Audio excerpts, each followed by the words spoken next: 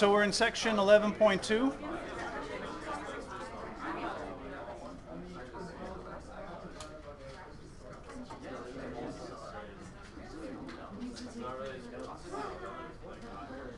All right, so for today,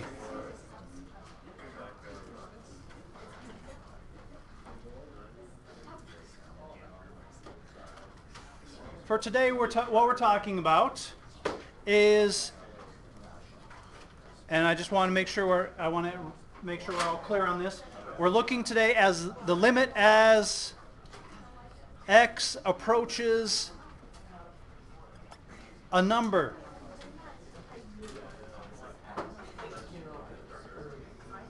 So we're going to talk about how we deal with the limit as x approaches plus or minus infinity separately. So everything we talk about today is when x approaches a number.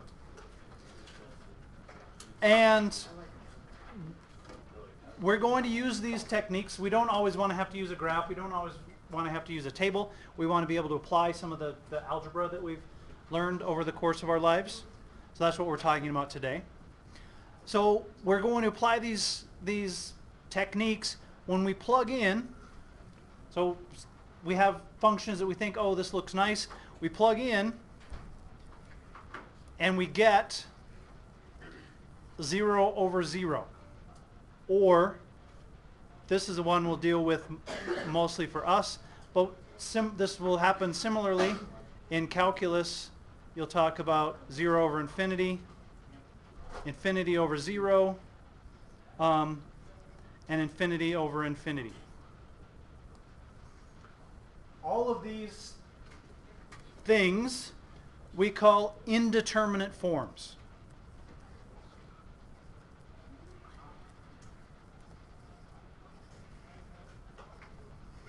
And what that means is when we get those results, they could be anything.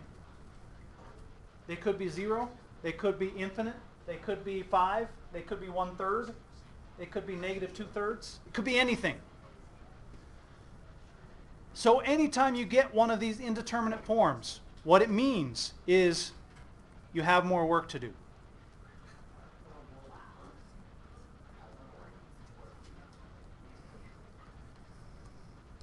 When we get 0 over 0 or any of these other things, we're not done. We have more stuff to figure out. So what we're talking about today is how do we what's the work that we need to do? And the nice thing is, for the most part, we already know all of this stuff. We just need to apply it. So the first technique that our book calls dividing out. I like to think of this one is really we're just using algebra.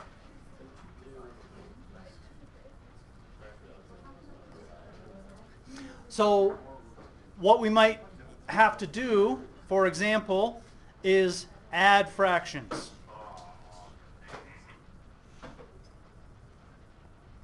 We might have to find common denominators.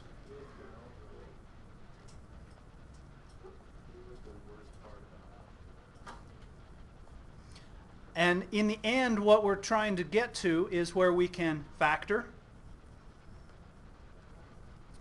and cancel something out.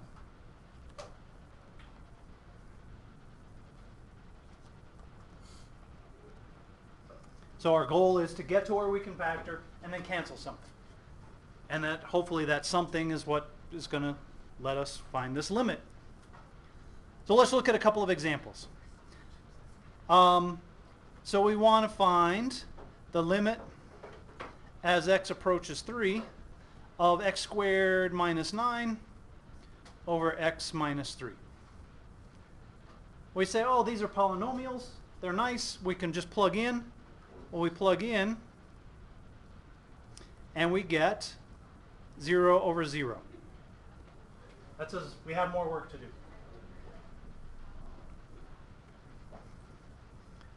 So if we were just dealing with, thinking of this as a rational function, we were trying to find a 0 or sketch a graph, something, what would be the first thing we do? Factor the numerator. So this equals the limit And in case you're wondering, and even if you're not wondering, you do have to write limit each time until the very end. Because otherwise they're not equal. If you leave off the limit, then this thing is not equal to that thing without the limit. So you're telling a mathematical lie, and you lose points for lying in math. All right, so what does this tell us that's going on with the graph of this thing? There's a hole when x equals 3. But we can cancel those out, those factors of x minus 3 now. So this is the limit as x approaches 3 of x plus 3, which equals 6. So on that last step, I can leave the limit out. And if we graph this, this is similar to an example we did the other day.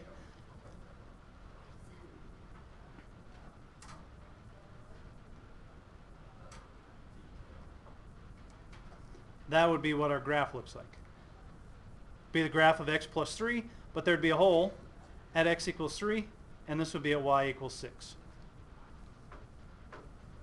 So that would be the graph of that function.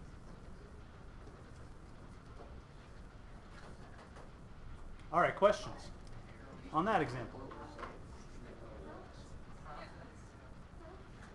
All right, let's look at another one that brings back another algebraic technique that we have used this semester.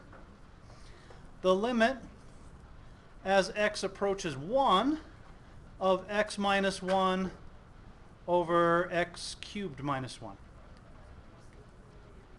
We plug in. We think, oh, this looks nice, nice polynomials. We plug in 1, and we get 0 over 0. More work to do. So what we really need to do here is factor x cubed minus 1. Because we want to factor so hopefully we can cancel something out.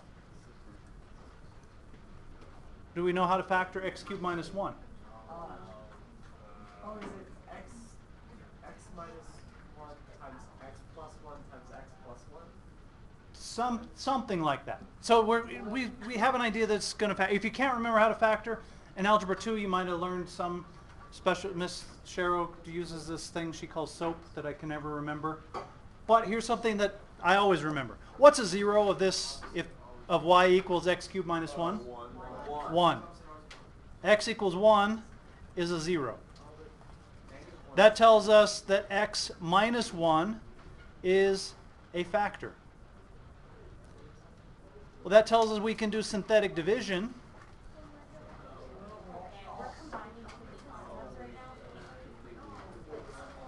By 1. So we're going to do synthetic division into 1x cubed plus 0x squared plus 0x minus 1. Easy synthetic division. We should get a 0 remainder because we divided by a factor. We divided by a 0. So this is x cubed minus 1 equals x minus 1. X minus 1 is a factor times x squared plus x plus 1. X squared plus x plus 1 does not factor any further. So I can write that this, and this always works. The synthetic division to factor, that always works. Yes? Because I plug in x equals 1 here. 1 cubed minus 1 is 0. So that was easy to see. So this equals a limit x minus 1 over x minus 1 times x squared plus x plus 1. And now we can cancel. And we get the limit as x approaches 1 of 1 over x squared plus x plus 1. And as x approaches 1, now I can plug in and not get a problem. 1/3.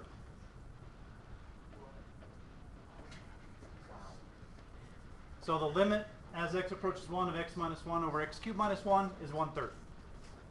So we've seen that 0 over 0 could equal 6. 0 over 0 could equal 1/3. It's indeterminate. So we don't know what it is until we do some more work. All right, so the dividing out technique, that's where we use algebra and then we want to factor and cancel some things out. All right, the next technique is called, our book calls it rationalization.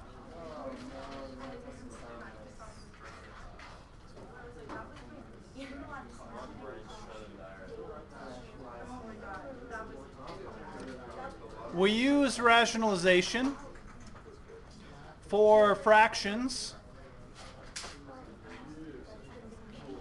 with radicals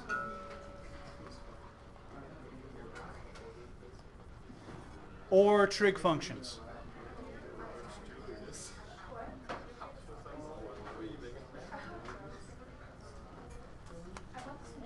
So let's look at an example.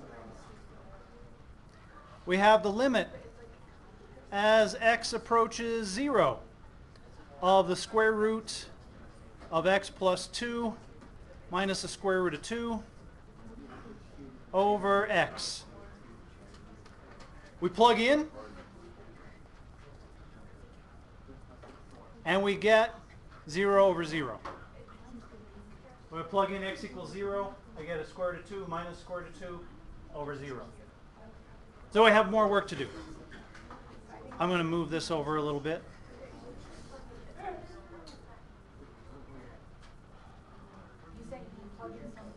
We plug in x equals 0, and we get 0 over 0.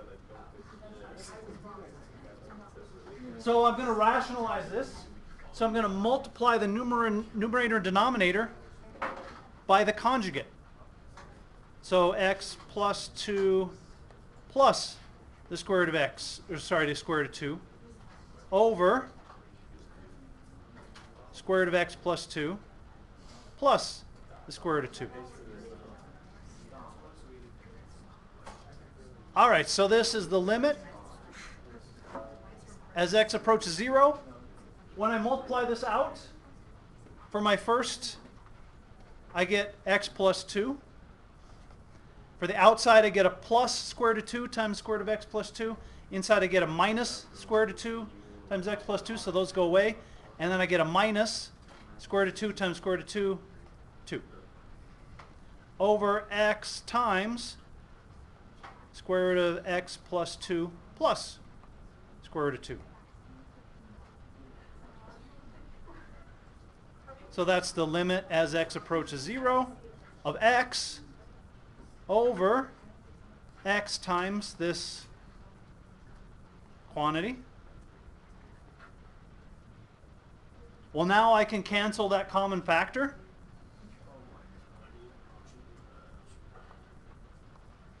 So we get 1 over the square root of x plus 2 plus the square root of 2. Now I can plug in x equals 0, and I get square root of 2 plus the square root of 2 in the denominator. So I get 2 of those. 1 over 2 square root 2. So that's the third thing we've seen 0 over 0 equal.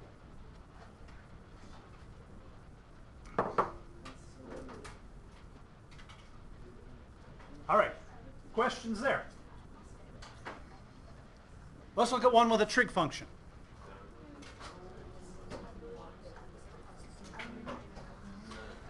We want the limit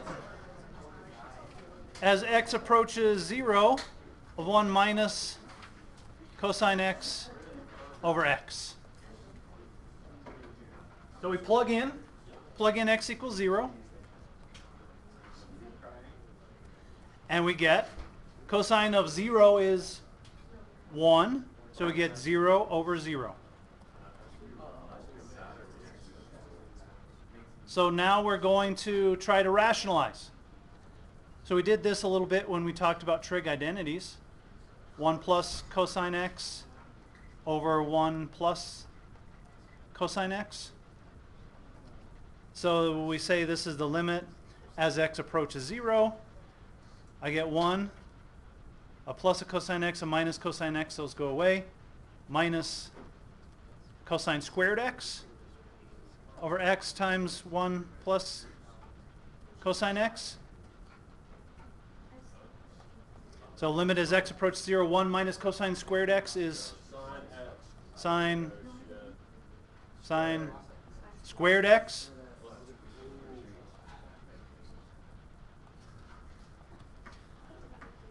Well, now we try to plug in. Sine of 0 is 0 over 0. Oh. What are we going to do now? If we rationalize again, we'll get back to here. Then we do it again. Then we end up in an endless loop. So this one, it doesn't. The rationalization doesn't work. Well, what else can we do? We can use our identities.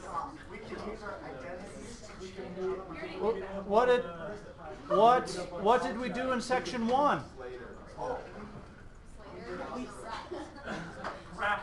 We can graph it, or we can make a table.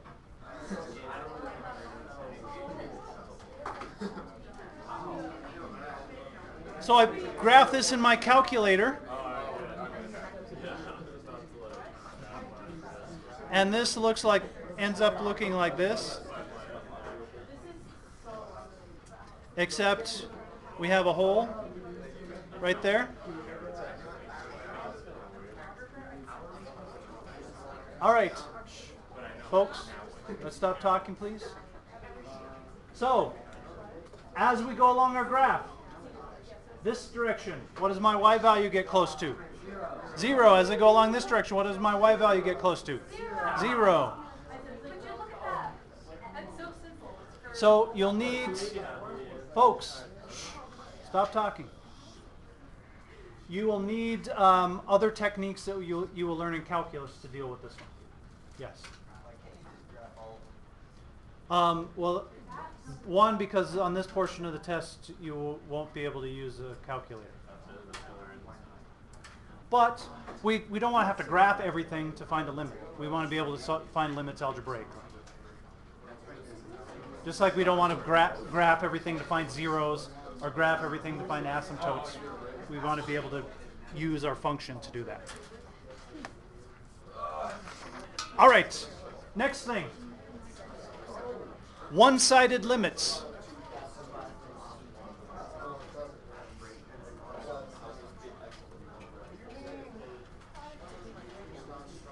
So we've talked about this concept already. We're just introducing a new notation. The limit as x approaches c with a superscript plus is the limit as x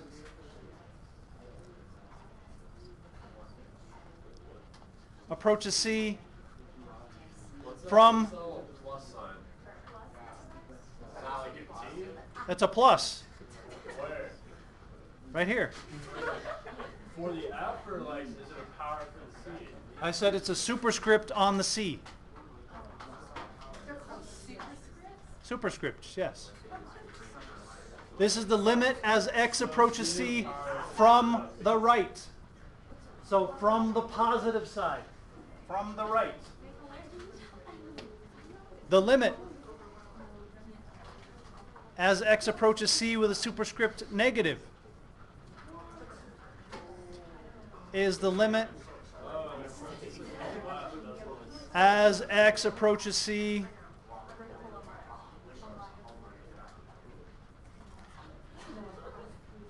from the left. So from the negative side, from the left.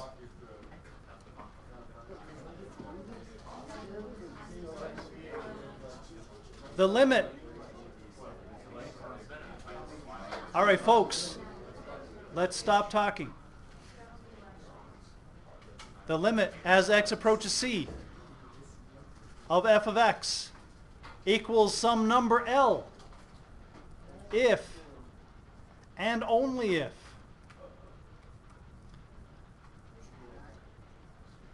the limit from the right and left are the same.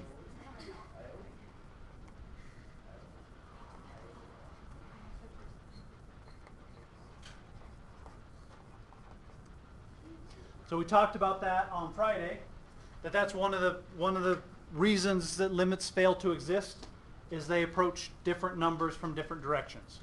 This is just giving a notation for that.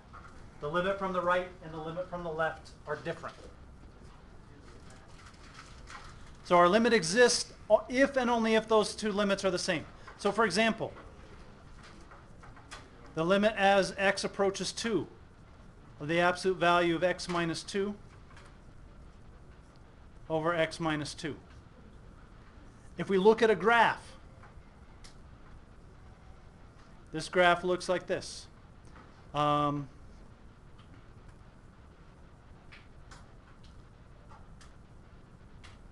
This is 1.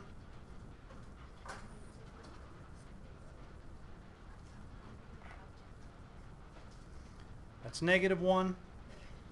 From the right, my limit as x approaches 2 is 1 because my function, my y value is always 1. From the left, as x approaches 2 from the left, my y value is always -1. They are different. So the limit does not exist. And we usually write DNE. Does not exist. Limit from the right and the limit from the left are different.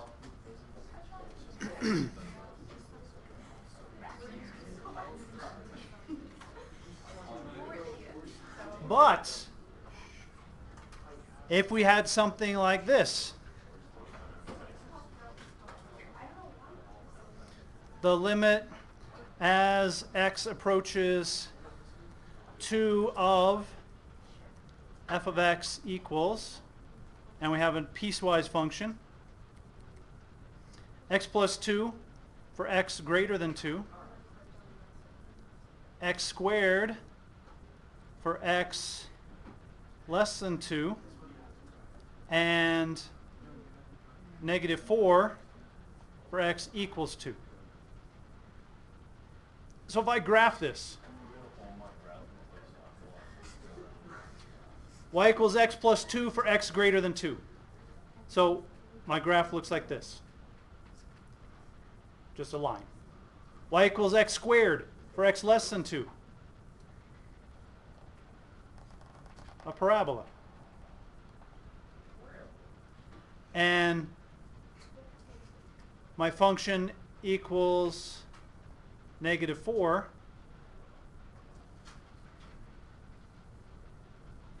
for x equals 2. Well, as I go from the left along this function, as x gets close to 2, what does x squared get close to? As x gets close to 2, what does x squared get close to? 4. As I go from the right, as x gets close to 2, what does x plus 2 get close to? 4. It's the same from the left and the right. So the limit equals 4. It doesn't matter that the function value is -4 at that point. We don't care what the function value is. We only care what the function gets close to. The function gets close to 4 from the left and from the right. If there was a jump, if this was x plus 5, then my line would start and go up that way. There would be a jump there, and they would not approach the same value from the left and right, and that function wouldn't, or that limit wouldn't exist. And something special happens when the limit and the function value are the same. Makes for a special kind of function, but your calculus teacher will tell you about that. I don't want to steal all of the calculus teacher's thunder.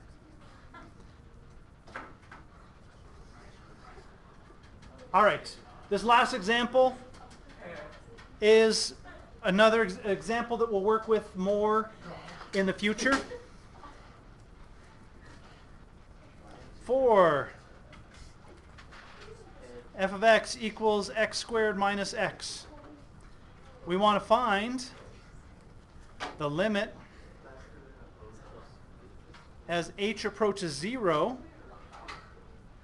f of 1 plus h minus f of 1 over h. Is that a 1 plus h? Yes.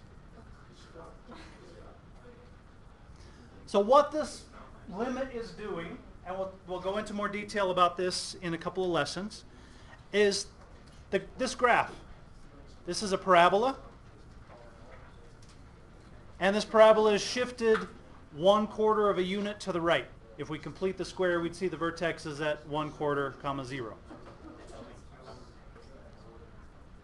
What this limit is doing is finding the slope of the graph at x equals 1. So we're interested in what the slope is there. That's what this limit does for us. And it's important to find the slope of graphs of functions, because if we graphed a function, something like this, what's the slope right here? 0. What's the slope right here? 0. What's the slope right here? 0. At maximums and minimums of functions, the slope of the graph is 0. So that gives you a tool to find the maximums and minimums of functions. If they're very complicated, you find where the slope is 0. Yes? Can you just go over again what h is? H here is our variable. Oh, So it's like x, but All right. So let's substitute this in. F of 1 plus h is asking us to plug in 1 plus h for x. So this is the limit as h approaches 0 of 1 plus h squared minus 1 plus h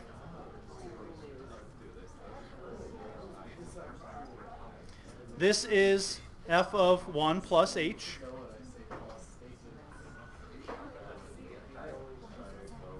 I'm just plugging in 1 plus h for x minus f of 1. Well, that's going to be 1 squared minus 1. F of 1 is 1 squared minus 1 over h. This is f of 1.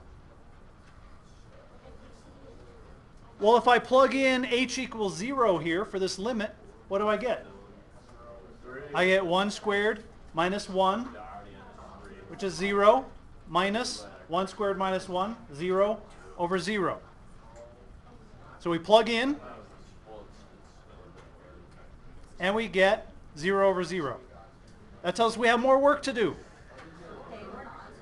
Let's do the work. So this is the limit as h approaches 0. I'm going to square this. 1 plus h squared, 1 plus 2h plus h squared. Minus 1 plus h minus 0 over h. Well, here I have a 1 minus 1 and a 2h minus h. So the 1's go away, and I end up with the limit as h approaches 0 of h squared plus h over h. 1 minus 1 gives me a 0 there. 2h minus h gives me an h, and this h squared I have left here. Now what can I do for this numerator? Factor. That's the limit as h approaches 0 of h times h plus 1 over h. Now we can cancel out. That's what we were trying to do, is get to where we can cancel something out. We can cancel that h in the numerator and denominator. So we get the limit as h approaches 0 of h plus 1. Now we can substitute, and we get 1. The slope of this line at x equals 1 is 1. What's that? This is the definition of the derivative. And in calculus, you'll learn a shortcut, so you don't have to do the limits. But that's where the derivative comes from. And so we'll spend a little more time on this right at the end of the chapter, our introduction to the derivative. All right, questions? Okay.